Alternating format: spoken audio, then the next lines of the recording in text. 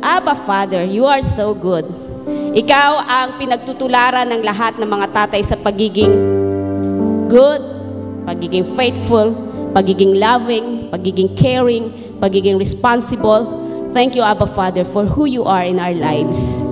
Salamat dahil kami tinanggap mo, inadapt mo bilang mga anak mo, O Diyos. Lord, sa umagang ito, hayaan mong ang iyong salita ay patuloy na palalim sa aming pananampalataya.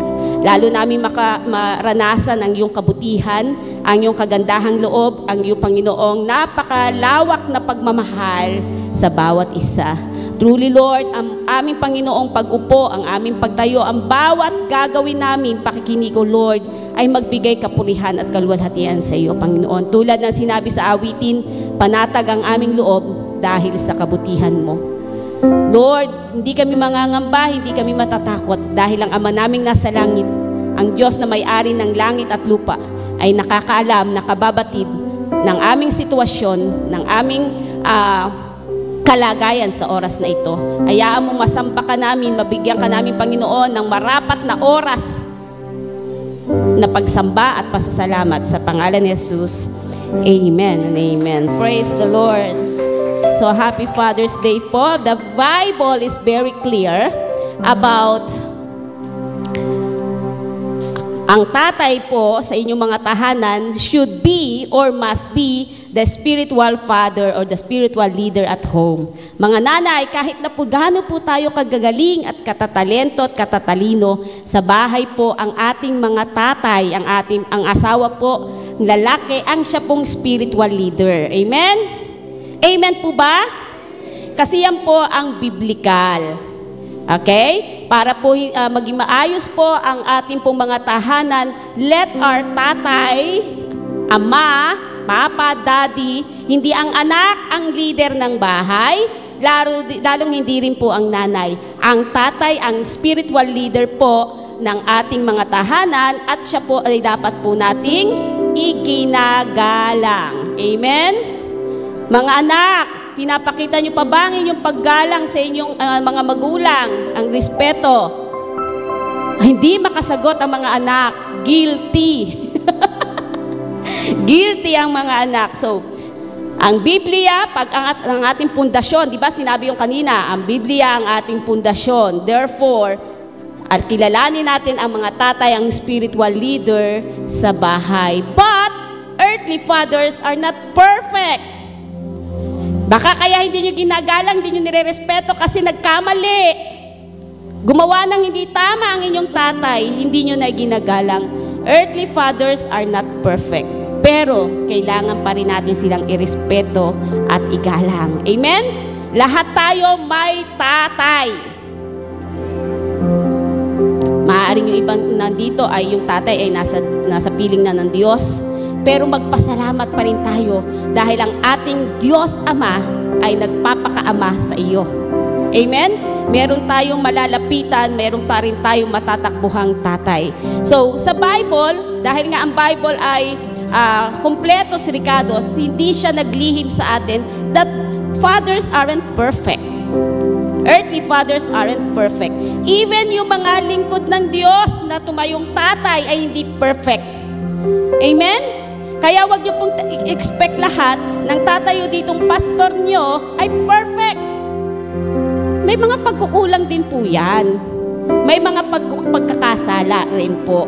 So, hindi po nangangahulugan pagka nagkamali ay hindi na po natin igagalang. Eli, example ng earthly fathers who were not perfect, sabi si Eli sa 1 Samuel 3:13, sabi ni Lord, tatanggalin niya na yung pamumuno ng priesthood kay Eli sapagkat yung kanyang dalawang anak, si Hophni at Phinehas, ay hindi nila nasunod kung ano yung pinagagawa ng Panginoon. Hindi sila naging mabuting priest. Okay? That's why Eli was a permissive father. Inayaan niya na lang gawin ni Hophni at ni Phinehas yung mga bagay na hindi kalugod-lugod sa Diyos, lalo na sa templo at sa mga alay sa templo. So kay Lord, detestable yon. Kay Lord, hindi yun nakalulugod. Number 2 example po ay si Samuel. Si Samuel ay love ni Lord, naglilingkod kay Lord. Pero may anak siya, si Joel at si Abia sa 1 Samuel 8, lalo na sa verse 3, sila din po ay gumawa ng kasalanan. At ang mali ni Samuel bilang tatay, hindi niya na-confront, hindi niya na-discipline, hindi niya naitama yung kanyang mga anak. Kaya nga ang bayang Israel ay humingi ng hari sapagkat matanda na si Samuel. Kung si Samuel ang mamumuno, okay lang habang panahon. Pero matanda na si Samuel. Hindi niya na kayang pamahalaanan ang bayan. Ang sabi ng bayan, hindi naman po pwede yung 2 mong anak. Kasi hindi sila nakatulad sa'yo. Hindi nila sinundan ang mabuting halimbawa ni Samuel. Di ba meron tayong narinig, manang-mana ka sa tatay mo. Manang-mana ka sa nanay mo. Pero itong si Joel at si Abias, hindi nila namana ang matinding pagmamahal, paglilingkod ni Samuel sa Diyos. Mabuti pa yun, no? And number 3 example po ng the perfect father ay si David. Si David, a man after God's own heart. Love na love ni Lord, and yet, meron siyang 3 spoiled sons. Okay? May 3 matitigas ang ulo, kaya naman namatay ng maaga dahil sa kanilang kasalanan. Sino yon? Si Amon, si Absalom, at si Adonijah. So, nagpapakita lang ito na mayroong talagang imperfection ang mga tao. And yet also, sa Bible, there are great fathers. May mga dakilang tatay tayong mababasa. Like for example, sa life ni Job.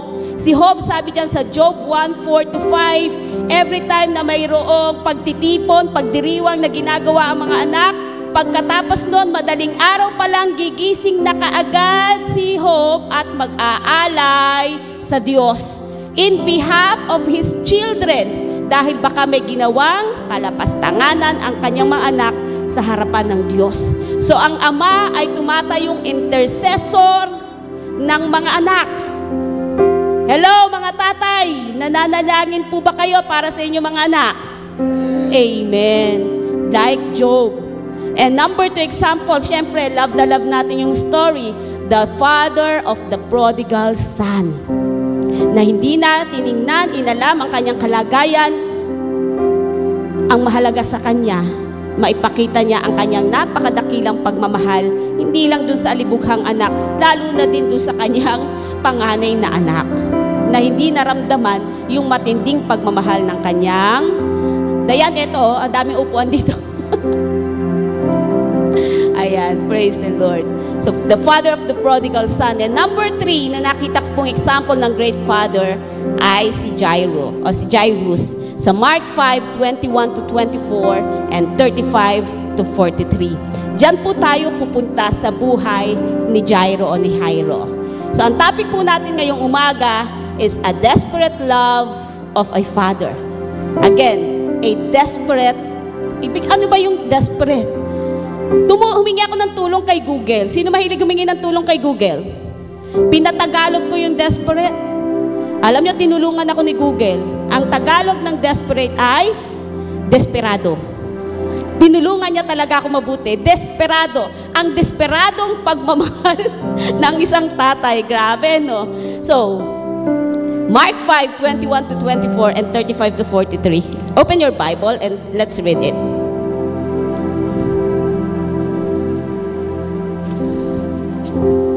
Mark 5:21. Nandun na po ba kayo? Buksan ang Biblia. Sa mga walang Biblia at gusto magkaroon ng Biblia, mag-invest po sa Biblia. Si Jesus ay sumakay sa bangka at bumalik sa kabilang ibayo. Nasa baybayin pa lamang siya ng lawa ay dinumog na siya ng napakaraming tao. Naroon dun ang isang tagapamahala ng sinagoga na ang pangalan ay Jairo. Pagkakita kay Jesus, siya'y lumuhod sa paanan nito at nagmakaawa. Nag-aagaw buhay po ang anak kong dalaga. Maawa po kayo. Sumama kayo sa akin at ipatong niya sa kanya ang inyong kamay upang siya'y gumaling at mabuhay.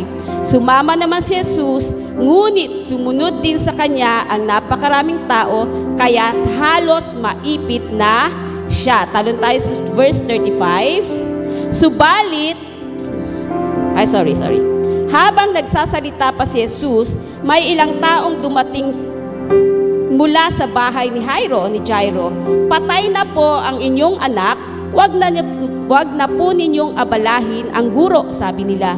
Ngunit nang marinig ito ni Jesus, sinabi niya kay Jairo, huwag kang matakot, manampalataya ka lamang. At hindi pinayagan ni Jesus na sumama sa kanya ang mga tao maliban kina Pedro at ang magkapatid na si Juan at Santiago. Nang dumating sila sa bahay ni Jairo, nakita ni Jesus na nagkakagulo ang mga tao, may mga nagiiyakan at nananaghoy. Pagkapasok niya ay kanyang sinabi, bakit kayo nagkakagulo at nagiiyakan? Hindi patay ang bata, siya'y natutulog lamang. Dahil sa sinabi niya, pinagtawanan siya ng mga tao, subalit pinalabas niya ang lahat maliban sa 3 alagad at sa mga magulang ng bata. At pumasok sila sa kinaroroonan ng bata. Hinawakan ni Jesus ang kamay ng bata at sinabi, Talita koum, na ang ibig sabihin, Ineng, bumangon ka. Noon di bumangon ang bata at lumakad, at labis na namangha ang lahat. Ang batang ito'y 12 taong gulang na. Mahigpit na pinagbili ni Jesus na huwag nilang sasabihin kanino man ang nangyari. Pagkatapos iniutos niyang bigyan ng makakain ang bata. Napakaganda po ng story, di ba? So dito po, kung si Eli is a permissive father, pwede nating i-describe si Jairus was a concerned father. Okay? At meron pong description kung sino po itong si Jairus. Si Jairo. Siya po ay isang leader ng synagogue. Okay? Leader of the synagogue. At maaring dahil siya ay leader, maaring siya ay kaibigan ng mga Pariseo, kaibigan ng mga Sadiseo, o maaari din po siya ay kabilang sa kaibigan niya rin po yung mga nandoon sa Sanhedrin. Sino ba yung mga Pariseo, Saduseo? Sino po ba yung mga nasa kapulungan ng Sanhedrin? Di po ba sila po yung galit kay Jesus? Kahit hindi galit si Jesus sa kanila, pero galit sila kay Jesus. Okay? And yet, etong si Jairo, nung ating pong mabasa, nakita po natin, siya po ay desperado. He was a desperate man. Kaya ang topic po natin, a desperate love of a father. So, nung kinuha ko po yung meaning ng desperate,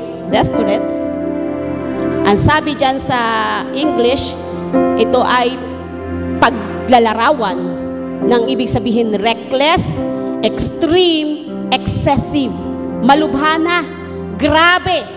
Ang grabeng pagmamahal ng isang ama sa kanyang anak. Matindi. Di ba? Sobra-sobra. Ayun ang ibig sabihin ng desperate. Gagawin mo ang lahat. So sa another word po, ng desperate sa noun, it is desperation. Ang ibig sabihin is the feeling that you have when you are in such a bad situation that you are willing to take risk in order to change it. Dahil sa sobrang desperado ka na o desperation, willing ka, sabi kanina ni Ate Joy, willingness. So you are willing to take risk. Gagawin mo ang lahat, mabago lang yung sitwasyon. So si Jairo ay nasa kalagayan na napakalubha ng kalagayan ng kanyang anak. Amen po ba? Malubha yung kalagayan ng kanyang anak. Now, how did Jairo demonstrate his desperate love for his little daughter? Kung binasa mo po yung story na yan, ang ginamit po ni Jairo doon sa paglapit niya kay Jesus, sabi niya, my little daughter was sick. May sakit yung aking little daughter. Yung little daughter, isipin mo doon sa verse 43, ang sabi doon, 12 years old na yon. Paano mo sasabihin little daughter pa yon? 12 years old na. That is a term of endearment, lalo na sa mga tatay, na ang kanilang anak, ang kanilang lalo na pag babae, di ba? Daddy's girl. Sino mga daddy's girl dito? Paborito ng tatay. Nako, si Janine. Si Janine lagi pinagmamalaki na siya ay daddy's girl. Di ba? Kahit na malaki ka na. Naalala ko nung tumayo dito si Kuya Joel nung kanyang sabi, bagamat panganay ko yan, mahal ko yan. Di ko yan napalo. Di ka ba pinadapuan ng lamok? Sabing gano'n, di ba? So that is little girl. Kahit na malaki na, si Kathleen ba, Tatay Boy, little girl pa rin, baby pa rin, di ba? Malalaki na, pero sila pa rin yung baby girl. Sino mga anak ditong babae na talaga namang hanggang ngayon nagkikis pa rin sa tatay? Mga anak, nagkikis pa ba kayo? Yung anak kong babae, kikis, sabi ng daddy niya, kiss. Pag alam niya bibigyan siya ng pera, mabilis mag-kiss. Oo, bilis niyan. Pero kapag walang pera, daddy naman Sinong ganon? Ayaw mag-kiss. Nahihiya ng mag-kiss. Nahihiya ng ipakita yung love. Pero yung tatay, ang tingin sa'yo nung baby ka, hanggang ngayon, same. Same. Tama po ba? Yung tingin sa'yo, kahit matanda ka na, baby ka pa rin niya. Kaya si Jairo, yung sabi niya, ang term niya doon, ang tawag niya sa anak niya, my little girl. So, paano pinakita ni Jairo ang kanyang desperadong pagmamahal sa kanyang anak? Number 1, in his desperation, he chose to have faith in the Lord Jesus Christ. Amen? Pinili niyang manampalataya sa Panginoong Hesukristo. Tingnan niyo kung saan siya nagpakita, saan siya pumunta. Doon sa baybayin ng lawa. Maraming taong naghihintay kay Jesus. Ikaw na isang leader, kilalang tao, malapit sa Pariseo, sa Saduceo, sa mga taong galit kay Jesus, makikita ka, lumalapit ka kay Jesus. Lahat ng yon, in his desperation, tinanggal niya lahat. Lumapit siya kay Jesus. He chose to put his faith in the Lord Jesus Christ. Amen? Pag desperado na tayo, kanino kayo kakapit? Sa Diyos. Kayo kakapit, hindi sa Bombay. Ano tayo? Hindi walang kakapit sa Bombay. Huwag sa patalim kakapit. Kanino kakapit? Sa Diyos.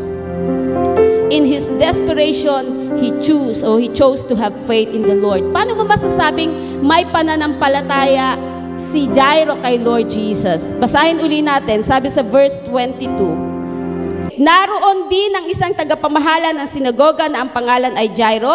Pagkakita kay Jesus, sabi pagkakita.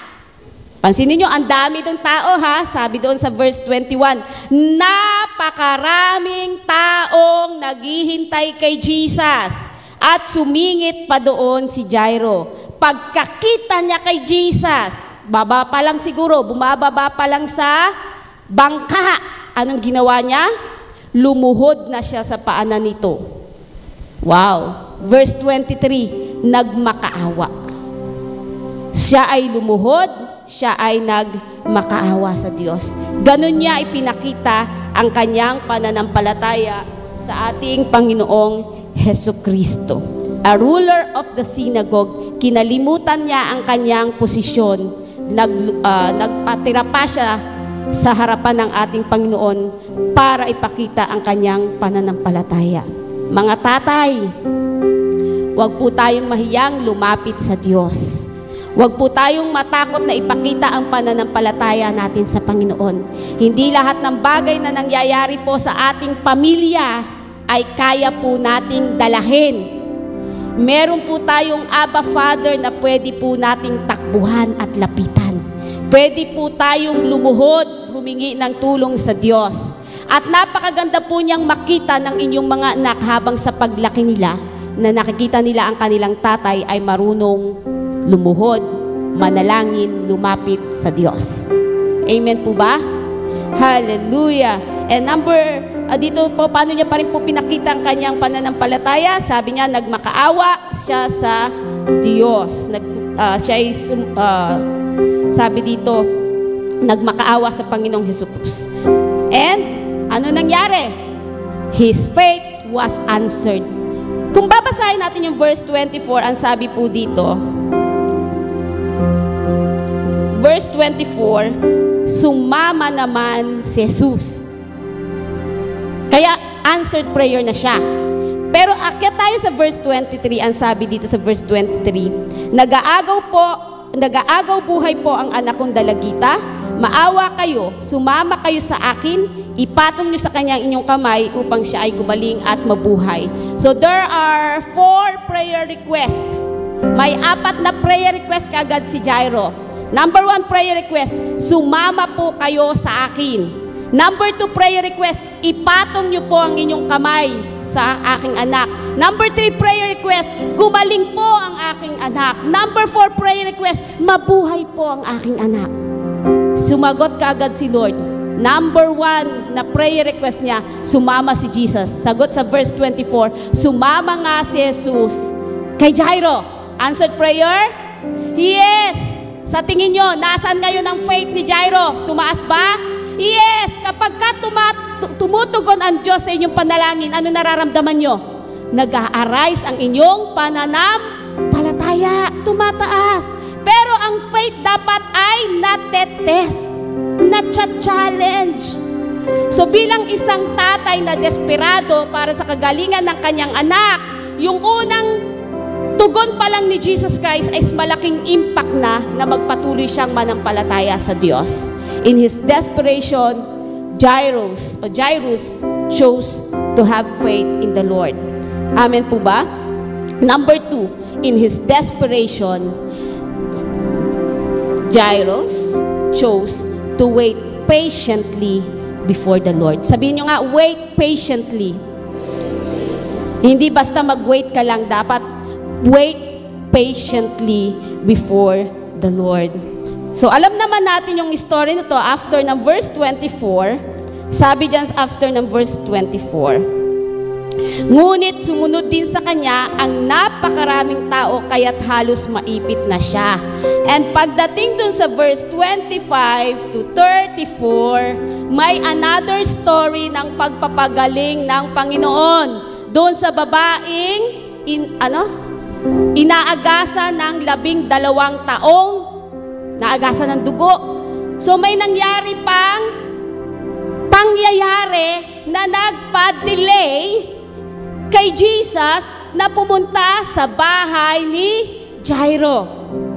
Kung kayo ang tatay na nandoon sa kalagayan, kasama mo na si Jesus, ano ang gagawin mo?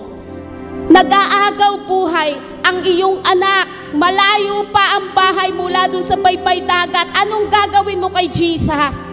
Sinisiksik na siya ng mga tao. Anong gagawin mo? Siguro hinila mo na yung kamay ni Jesus. Siguro hilahin mo siya para tumakbo, para makarating ka agad sa bahay nyo. Hindi.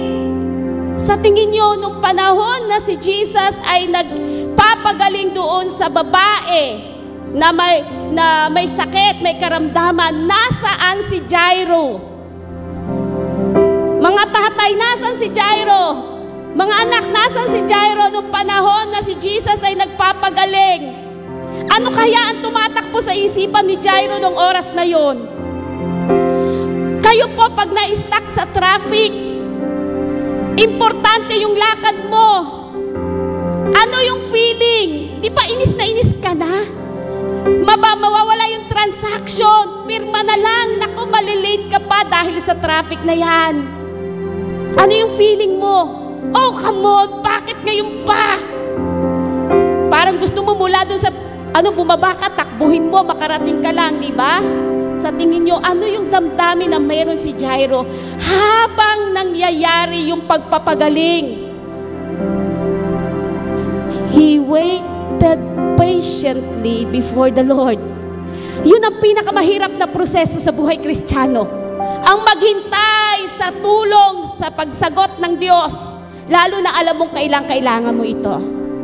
In his desperation, sa panahon na kailangan niya, alam niya sa isipan niya, Umalis siya sa bahay. Dapat nandun siya sa tabi ng anak niya nag-aagaw buhay. Umalis siya. Hinahanap niya si Jesus. Dati naman walang Google Maps. Wala ding chat. Malalaman mo kung nasan si Jesus. Hindi natin alam kung instant pagpunta niya doon sa baybayin, nandun na kagad si Jesus. Baka ilang araw pa siya naghintay, ilang oras. Yung malapit niya nang makuha na wala pa. Diba? Sa tingin natin, ano ang tumatakbo sa isipan ni Jairo habang nagpapagaling ang Panginoong Jesus? Ano kaya inisip niya doon sa babae? Ano kaya inisip niya? Ito pang-istorbo, pangharang. Okay na sana kung pinagaling na lang tapos umalis na sila eh. Anong ginawa pa ni Jesus? Oy, sinong humawak sa akin? Sinong humawak sa akin?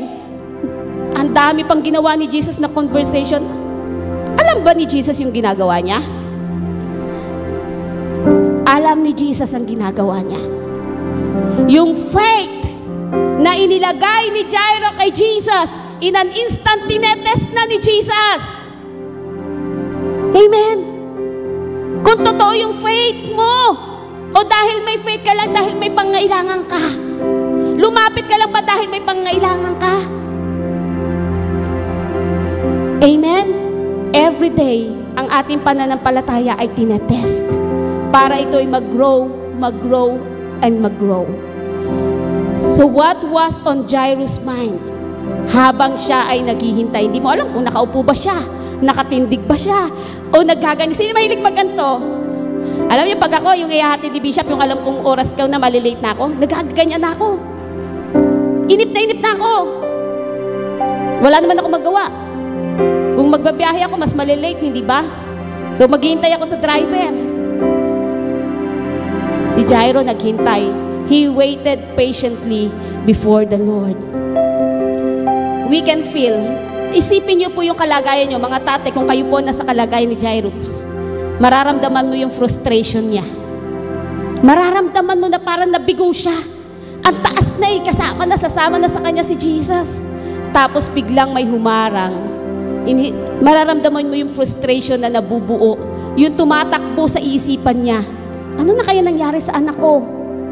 Kumusta na kaya yung anak ko?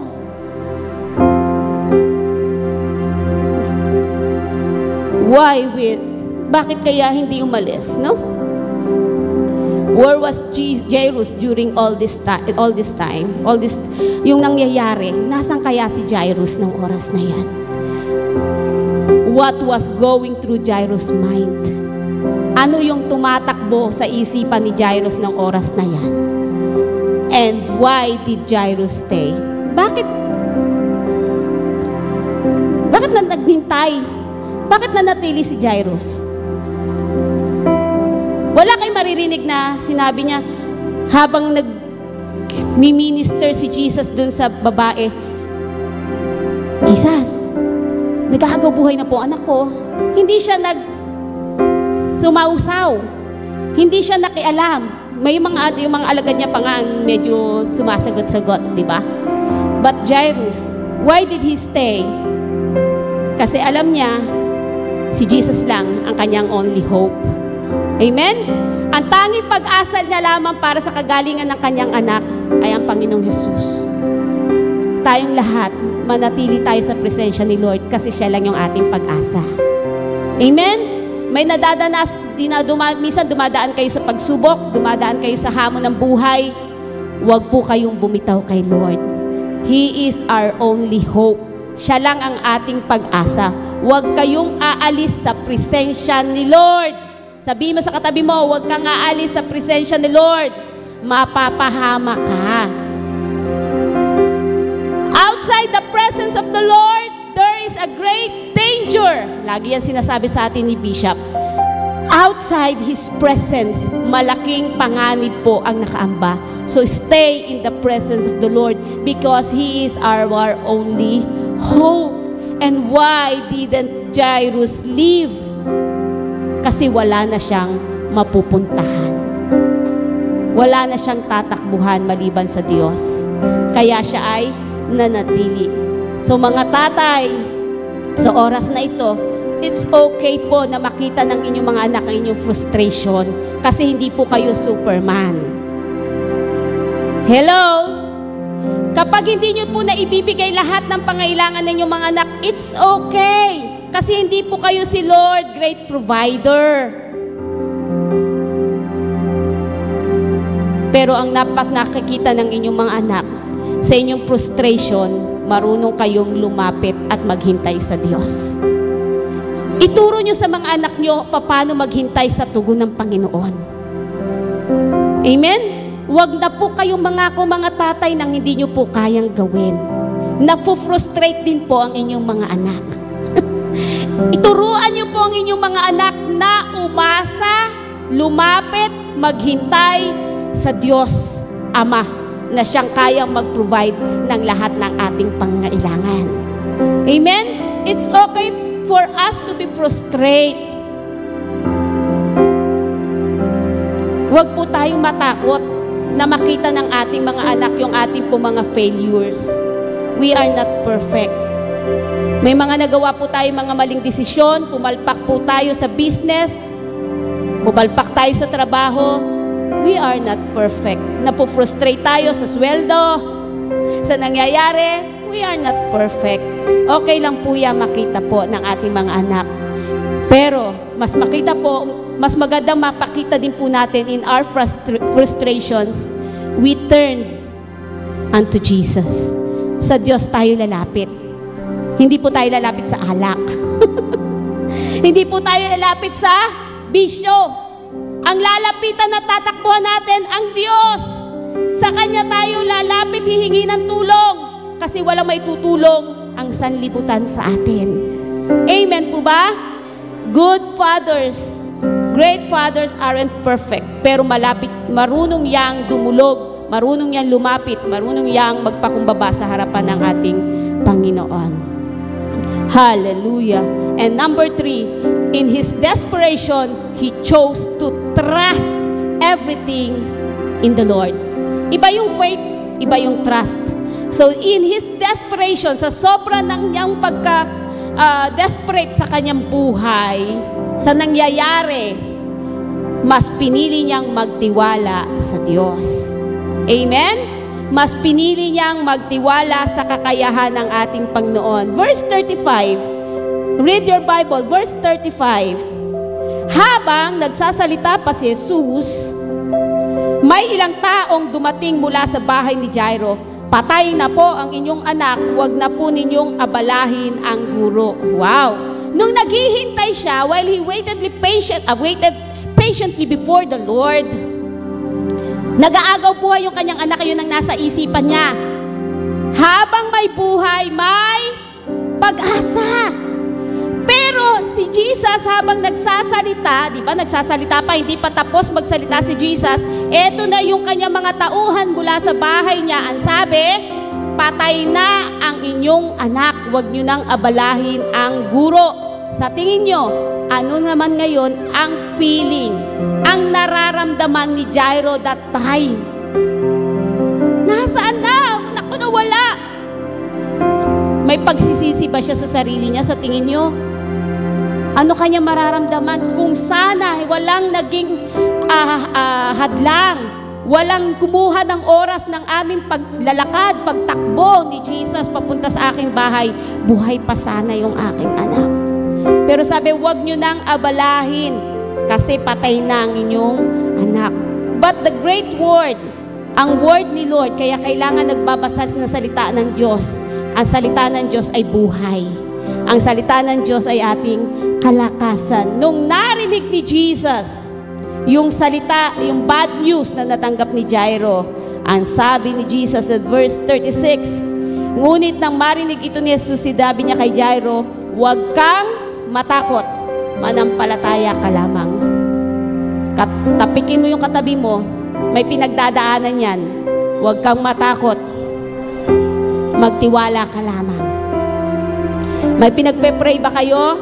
May kinakatakutan ba kayo kahit hindi yan tatay? Sabihan mo siya ngayong gabi, may tumatakbo sa isipan yan ngayon. May mga problema alalahanin, gastusin, tumatakbo sa isipan niya ngayon. Sabihin mo, huwag kang matakot. magtiwala ka lang. Yung tumatakbo sa isipan mo ngayon, bad news, dala ng kaaway, narinig ni Jesus. Hello? May nakakarinig ng sitwasyon mo, may nakakaalam ng sitwasyon mo, at ang salita niya ngayong umaga ay nagsasabing, huwag kang matakot, magtiwala ka lang. Hello? Diba? Tindi ng pangako ni Lord Jesus kay Jairus. Huwag kang matakot, magtiwala ka lang. Bakit? I am the God of miracles. Ako ang Diyos ng himala. May imposible ba sa akin? Sa lahat na may pananampalataya, walang imposible sa Diyos. Mark 11 verse 24. Patay na eh. Pagpatay na, wala ng pag-asa. Pero sa Diyos, ang patay, natutulog lang. Yung pangako ni Lord, yung blessings mo, natutulog lang. Kaya huwag kang matakot. Kaya ni Lord buhayin at ibigay sa'yo, ibalik sa'yo, yung natutulog na blessings, favor na para sa'yo. Uy, walang nag-claim. Bahala kayo. Ang tagal mong hinihingi. Pray ka ng pray. Tulog lang yung blessings na sa'yo. Sabi ni Lord, huwag kang matakot, magtiwala ka lang. Sa mundong ito, ang patay-patay na. Wala nang pwedeng mangyari. Wala nang pag-asa. Sa Diyos, ang patay, natutulog lang. Sa mga mananampalataya, pag tayo'y namatay, natutulog din lang. Amen? Hallelujah. Kahit ito sumasagot pakipulot nga anak. Natutulog din lang. Natutulog ang sabi dyan. So, this is when Jesus spoke up. The Lord spoke 3 things. 3 bagay po. Di siya marunong. 3 bagay. Number 1, Jairus had his fears silenced. Ang una pong dinudulot sa atin, kapag po unti-unting nawawala ang ating pananampalataya sa Diyos, ay ang ating pong unti-unting paglaki ng pagkatakot. Pero pinatahimik ng Panginoong Hesukristo ang nag-a-arise na pagkatakot. Ngayong umaga, pinapatahimik ng Diyos ang spirito ng pagkatakot na nag-a-arise sa puso mo. In Jesus' name. Amen? Walang pagkatakot na pwedeng mag-arise sa puso nyo sa oras na to. When faith is arise, fear is silence. Amen? Tumatahimik ang pagkatakot kapag nagpa-practice ka, nag-e-exercise ka ng iyong pananampalataya sa Diyos. Verse 36, trust me. Magtiwala ka lang, ang sabi ni Jesus. Faith is trusting God for all things. Ang pananampalataya ay pagtitiwala sa Diyos sa lahat ng bagay. Hindi pwedeng pinipili mo lang ang iyong paniniwalaan at pananampalatayanan sa Diyos. Faith is trusting God in everything. Amen? Number 2, Jairus saw the doubters leave. Yung mga nag-aalinlangan, hindi pa pwedeng magstay. Walang tumatanggap, hindi kailanman tatanggap ang mga nag-aalinlangan. Sabi yan sa salita ng Diyos. Tama po ba? Kaya pinaalis ni Jesus yung mga nag-aalinlangan. Kung nag-aalinlangan ka sa kapangyarihan ng Diyos na ikaw ay gumaling, na ikaw ay mapalaya, na ikaw ay mapagpala, hindi mo ito mararamdaman. Hindi mo ito matatanggap.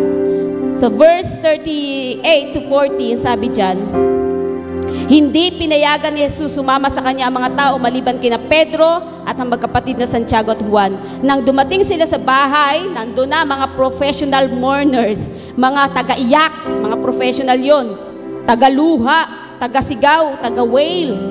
Okay? Pagpasok niya, sinabi niya, bakit kayo nagkakagulo at nag-iiyakan? Hindi patay ang bata, siya'y natutulog lamang. So pinagtawanan siya ng mga tao, subalit pinalabas niya ang lahat. Sino yung lahat na yon? Yung mga walang pananampalataya, yung mga tumawa, yung mga nag-alinlangan sa kapangyarihan ng Panginoon, pinalabas. Kasi hindi Hindi ma-exercise ang faith kapag mayroong doubt. Amen? Kung gusto mo maranasan ang kapangyarihan ng Diyos, siguraduhin mong pinapatanggal mo ang pag-aalinlangan sa ating Panginoon. To unbelievers, death is final. To Jesus, death is just a sleep. Number 3, Jairus had his daughter raised. Natanggap niya yung hinihingi niya. Amen? Yung prayer request niya ay natanggap niya. Verse 41 to 43. When Jesus spoke, He spoke with power. He spoke with miracles. Kung mapapansin nyo sa English version po niya, ang tawag ni Jesus din, kung ano yung term of endearment na ginamit ni Jairus dun sa anak niya, ginamit din ni Jesus Christ. Ineng, little girl, bumangon ka, gumising ka. Amen? Kung anong pagmamahal meron ng ating mga earthly fathers, how much more ang ating Diyos na makapangyarihan, ang ating amang nasa langit. So, mapapansin natin, no? Mula sa buhay ni Jairo, a desperate love of a father, tayo din po. In our desperation sa buhay, anuman sitwasyon ang ating kinakaharap, anong pong mga suliranin ang ating pong dinadala, choose to have faith in Jesus. Piliin mong manampalataya sa Panginoon. Number 2, in our desperation, choose to wait patiently, makinig, maghintay sa sagot ng ating Panginoon. Wait patiently before the Lord and trust everything in the Lord. Ipagkatiwala po natin ang lahat sa Diyos. Walang mahirap sa Kanya. Yung story ni Jairus is a great example for us. Gaano man katindi ang pinagdadaanan, may pag-asa sa Diyos. May solusyon sa ating Panginoon. Walang mahirap sa ating Panginoon. Let's not forget that even good fathers aren't perfect.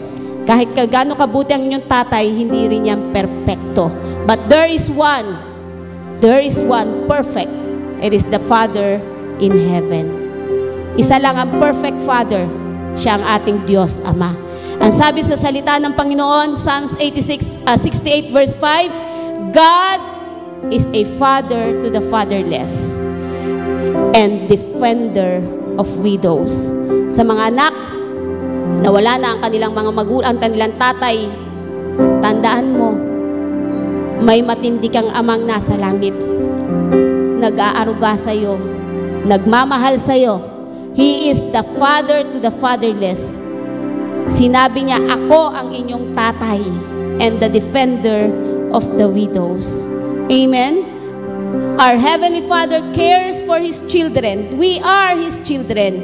And He loved us so much that He gave His Son to save us from eternal death. A father's love is eternal and without end. Ang pagmamahal ng ating Ama, nasa langit o nandito man sa lupa, yung ating mga earthly fathers, walang katapusan yan.